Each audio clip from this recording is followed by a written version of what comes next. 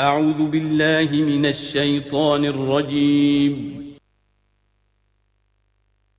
بسم اللہ الرحمن الرحیم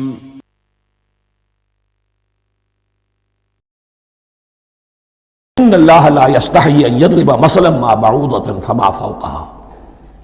اللہ تعالیٰ کو تو اس میں کوئی جھجک نہیں ہے، کوئی شرم نہیں ہے کہ وہ مچھر کی مثال بیان کرے، تو اس سے اوپر، اب یا فوقہا میں دونوں معنی ہو جائیں گے، یعنی کمتر اور حقیر ہونے میں اس سے بھی بڑھ کر، یا یہ کہ اس سے اوپر کی کوئی شے اس کی مثال دینے میں اللہ کو کوئی جھجک نہیں، اس لیے کہ مکھی بھی بہرحال مچھر سے تو ذرا بڑی شے ہے۔ اس معنی میں بھی ہو سکتا ہے فوقہا، اور فوقہا اس معنی میں بھی کہ اس سے بھی حقیر ہونے میں اس سے بھی بڑھ کر۔ فَأَمَّا الَّذِينَ آمَنُوا فَيَعْلَمُونَ أَنَّهُ الْحَقُّ مِنْ رَبِّهِمْ، تو جو لوگ صاحب ایمان ہیں وہ جان لیتے ہیں کہ یہ حق ہے ہمارے رب کی طرف سے۔ وَأَمَّا الَّذِينَ كَفَرُوا، اور جنہوں نے کفر کیا ہے، فَيَقُولُونَ مَاذَا أَرَادَ اللَّهُ بِهَذَا مَثَلًا، یہ کیا مثال اللہ نے دی، کیا ارادہ ہوا اللہ کا اس مثال کے ذریعے سے، ناک منہ چڑھا رہے ہیں، اعتراض کر رہے ہیں۔ اب جو آ رہا ہے اگلا جملہ وہ ہے بہت اہم، یضل بہ کثیرا ویہدی بہ کثیرا، اسی کے ذریعے سے اللہ بہتوں کو ہدایت دیتا ہے اور اسی کے ذریعے سے بہتوں کو گمراہ کرتا۔ معلوم ہوا کہ ہدایت اور گمراہی اور ہدایت اور ضلالت انسان کی سبجیکٹو کنڈیشن کے اوپر دار و مدار ہے اس کا۔ آپ کے دل میں خیر ہے، بھلائی ہے، نیت صحیح ہے، طلب ہدایت، طلب علم، اس میں آپ سچے ہیں، آپ کو ہدایت مل جائے گی۔ دل میں زیغ ہے، کجی ہے، نیت میں ٹیڑھ ہے، فساد ہے، تو اسی کے ذریعے سے اللہ آپ کی گمراہی میں اضافہ کر دے گا۔ یضل بہ کثیرا ویہدی بہ کثیرا، لیکن اللہ کا یہ کسی کو ہدایت دینا اور کسی کو ضلالت دینا علل ٹپ نہیں ہے، کسی قاعدے اور قانون کے بغیر نہیں ہے۔ وَمَا يُضِلُّ بِهِ إِلَّا الْفَاسِقِينَ، نہیں گمراہ کرتا وہ اس کے ذریعے سے مگر صرف سرکش لوگوں کو، جن میں سرکشی ہے، تعلی ہے، تکبر ہے، اور ان کے اوصاف کیا ہے؟ الَّذِينَ يَنقُضُونَ عَهْدَ اللَّهِ مِن بَعْدِ مِيثَاقِهِ، جو توڑ دیتے ہیں اللہ کے ساتھ کیے ہوئے عہد کو۔ اور سب سے بڑا عہد یہ سورہ اعراف میں چل کر آئے گا، عہد الست۔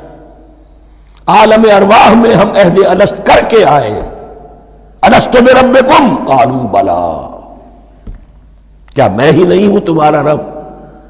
تمام ارواح نے میں بھی تھا، آپ بھی تھے، سب تھے، کل انسان، جتنے انسان دنیا میں آج تک آ چکے ہیں وہ بھی تھے، اور جو آنے ہیں ابھی قیامت تک وہ بھی تھے، لیکن تھے صرف ارواح کی شکل میں، جسم نہیں تھے۔ اور یہ میں آپ کو بتا چکا ہوں، مکمل وجود ہے انسان کا روحانی وجود۔ اولاً تخلیق اس کی ہوئی تھی، اسی سے آگے چل کر ایک بہت فلسفے کا بہت گہرا مضمون آ رہا ہے آگے چل کر۔ وہ جو عہد الست الست بربکم قالوا بلا، انہوں نے اس عہد کو توڑا، اللہ کو اپنا مالک اور خالق اور اپنا حاکم جاننے کی بجائے خود حاکم بن کر بیٹھ گئے۔ الیس لی ملک مصر، کیا مصر کی بادشاہی میری نہیں ہے؟ I am the sovereign, we are sovereign, popular sovereignty, بغاوت، سرکشی، فاسق۔ وما يضل به الا الفاسقين الذين ينقضون عهد الله من بعد ميثاقه ويقطعون ما امر الله به ان يوصل، اور کاٹتے ہیں وہ چیز جسے اللہ نے جوڑنے کا حکم دیا ہے۔ اللہ نے صلہ رحمی کا حکم دیا ہے، یہ قطع رحمی کرتے ہیں۔ مال کی طلب میں بھائی بھائی کو ختم کرتا ہے، اس کے مال کو ہتھیانے کے لیے، اپنی ذاتی اغراض کے لیے تمام اخلاقی حدود جو ہے انسان پس و پیش ڈال دیتا ہے، اپنا تکبر، اپنے لیے تعلی۔ الذین، آپ دیکھیے نوٹ کیجئے، اس میں ہماری شریعت کا فلسفہ یہ ہے، ایک تعلق ہے اللہ کا بندے کے ساتھ، حقوق اللہ، ایک ہے بندوں کا بندوں کے ساتھ، حقوق العباد۔ اللہ کا حق کیا ہے؟ اسے حاکم اور مالک، اور حاکم سمجھو، الملک سمجھو، خود اس کے بندے بنو۔ انسانوں کا حق کیا ہے؟ کونوا عباد اللہ اخوانا، سب آپس میں بھائی بھائی اللہ کے بندے بن جاؤ۔ اور اس میں سب سے اہم ترین رحمی رشتہ ہے، سگے بھائی بہنیں، پھر دادی کے اوپر جا کر وہ کزنز آ جائیں گے، پر دادی پر جا کر اور جمع ہو جائیں گے، یہاں تک کہ آدم و حوا پر تمام انسان جمع ہو جائیں گے۔ تو رحمی رشتے کی بڑی اہمیت ہے۔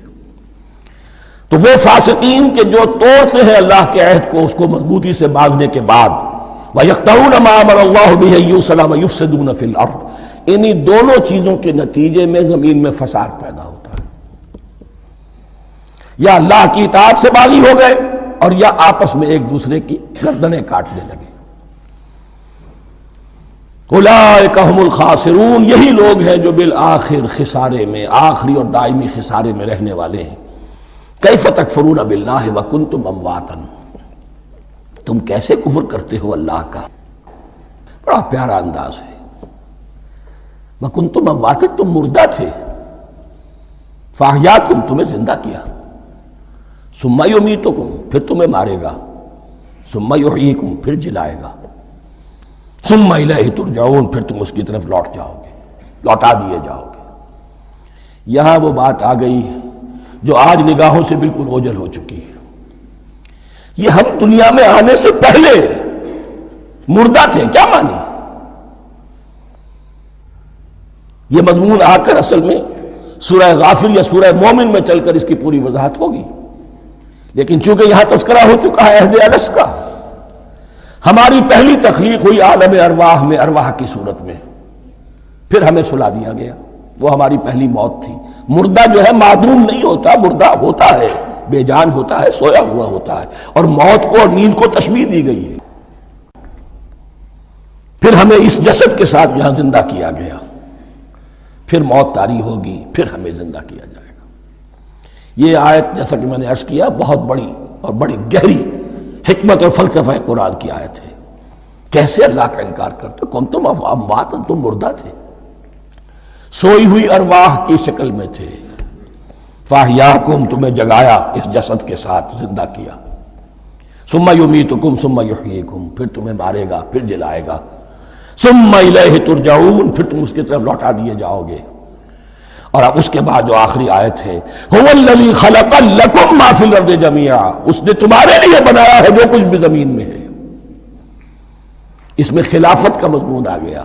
حدیث میں آتا ہے انما الدنیا خلقت لکم وانتم خلقتم للآخرہ، یہ دنیا تمہارے لیے بنائی گئی ہے، تم آخرت کے لیے بنائے گئے ہو۔ هو الذی خلق لکم ما فی الارض جمیعا، اس لیے کہ اگلی آیت پھر آ رہی ہے خلافت کی آیت۔ سارا کچھ زمین میں یہ بستر جو بچھایا اور یہ کائنات کو، زمین کو سجایا تمہاری خلافت کے لیے۔ ثم استوى الى السماء فسواهن سبع سماوات، پھر وہ متوجہ ہوا آسمانوں کی طرف اور انہیں 7 آسمانوں کی شکل میں بنا دیا۔ جیسا کہ میں کل عرض کر چکا ہوں، یہ تاحال ابھی یہ آیات متشابہات میں سے ہے۔